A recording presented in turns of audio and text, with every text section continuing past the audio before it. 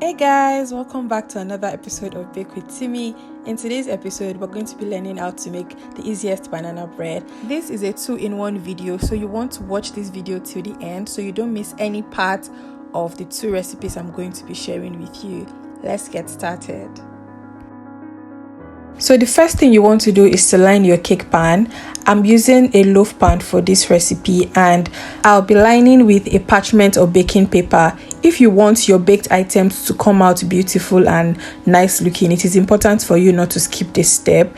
This is how you line a square or rectangular bake pan. Cut out the shape of the pan, put your pan on it and cut out the sides or edges of the parchment paper, and then you place the cut out parchment paper in the pan and voila, you have your lined loaf pan. At this stage, you also want to preheat your oven, so by the time you're done with your batter, your oven is hot enough for it to go in. In a bowl, you're going to be sifting your dry ingredients. Your dry ingredients consist of your flour, your baking soda, your baking powder, and your salt, and you're going to be sifting all of this together. Ensure you check the description box for the exact quantity of the ingredients. In another bowl, you're going to be mashing up your very ripe, or in this case, overripe bananas using your potato masher or your fork. In the second part of the video, I'm going to be showing you how to use your mixer because sometimes you just want that fluffy feel. But this first part is me using my potato masher. So you're going to mash until it is light and fluffy, or till you have little to no traces of banana lumps. Up next, you're going to be adding in your sugar and then you're going to mix till it is well combined. Again, do not forget to check the description box for the full ingredients list and their quantities. After you have mixed your sugar till combined, you're going to go in with your oil. I use vegetable oil, but any type of unflavored oil works well for this recipe.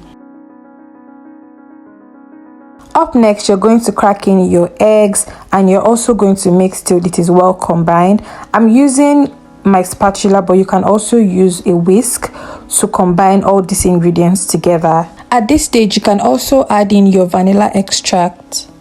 Once all your wet ingredients are well combined, set aside, and now we're going to make our buttermilk. For the buttermilk recipe, I'm going to be using half cup of evaporated milk and half tablespoon of lime or white vinegar.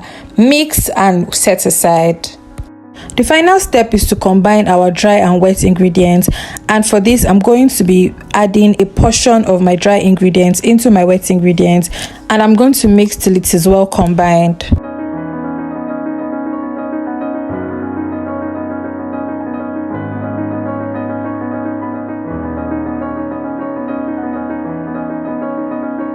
Up next, I'm going to add in my buttermilk into the batter, and I'm also going to mix till it is well combined. And finally, I'm going to add in the remaining portion of my dry ingredients into the mixture, and I'm also going to mix till it is fully combined. The secret of this is to mix till it is well combined. You cannot afford to overmix because you don't want to have a dense banana bread. So you want to just mix till it is well combined and ensure you're breaking the lumps as you go. Your banana bread batter is ready, and the final thing you're going to do is to pour in your batter into your already lined loaf pan. Then you're going to give the pan a little tap to release air bubbles. And finally, for garnishing, I'm going to be using my cut out fresh bananas on the top of my banana bread just to make it beautiful and make it look nice. Bake in your already preheated oven at 180 degrees Celsius for 25 to 30 minutes.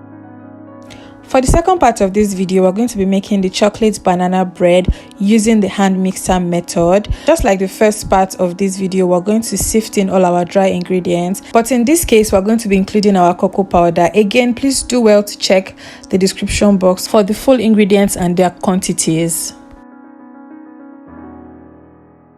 Just like the first part, we're going to combine all the dry ingredients, including our cocoa powder, and we're going to set aside.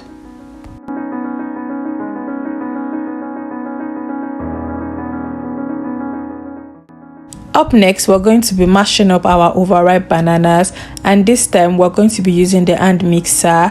And you guys should be able to tell at the end of this mashup that using a hand mixer gives a finer texture of your bananas. It also makes it look fluffy.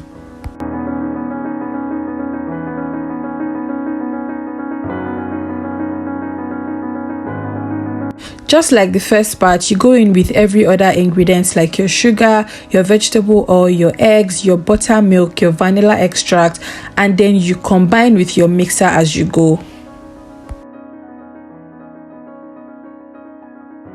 If this is your first time stumbling on my video, this is a very good time for you to subscribe.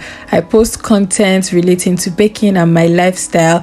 So if this is the type of content that you'd enjoy, please do not forget to subscribe to the channel. Also like this video and drop comments of your favorite parts. Okay, thank you.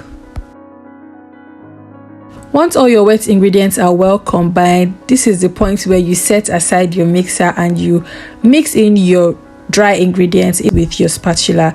This is because you do not want to overmix. Like I said, overmixing your batter only makes your banana bread looking dense and chewy when it comes out of the oven.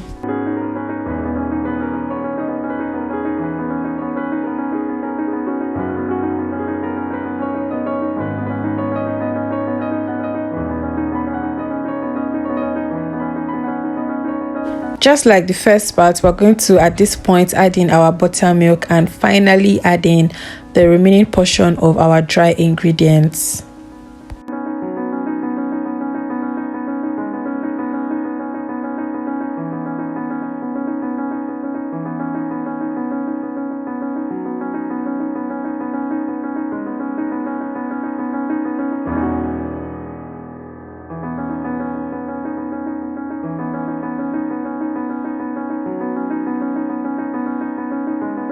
Finally, there's no chocolate banana bread without some chocolate chips, so we're going to add in some chocolate chips into this batter. You guys, you need to be generous with your chocolate chips, so you need to add enough, after which you pour in your batter into your loaf pan and you finally top it with even more chocolate chips.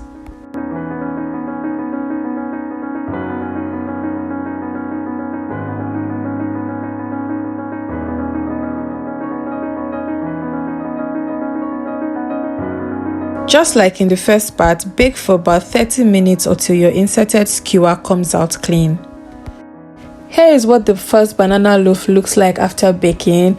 Now let me tell you my mistakes. As you can see, this banana bread looked flat on the top. It didn't rise as much as it should, and that's because I used half teaspoon of baking soda as against 1 teaspoon of baking soda. Unlike the chocolate banana bread, as you can see, it looks really nice and then the top is well risen. I like the way it looks. This is because I followed this recipe to the T. I just wanted to show you what it looks like when you don't follow the recipe or when you omit an ingredient or omit the quantity of the ingredients that you're meant to use. And there you have it, guys, the most perfect banana bread recipe. You guys, even if you don't try any of my recipes out, you want to try this chocolate banana bread recipe because it was so nice. I loved it. I'm not even going to lie. I feel like this is my favorite recipe right now. I've always done the classic one, which is the plain banana bread recipe, but on trying this one out, I am hooked. Okay, you guys should try it and let me know what you think. Don't forget to come back to this video to drop your comment whenever you try it out. Thank you so much for watching, guys. I'll see you in my next video. Bye for now.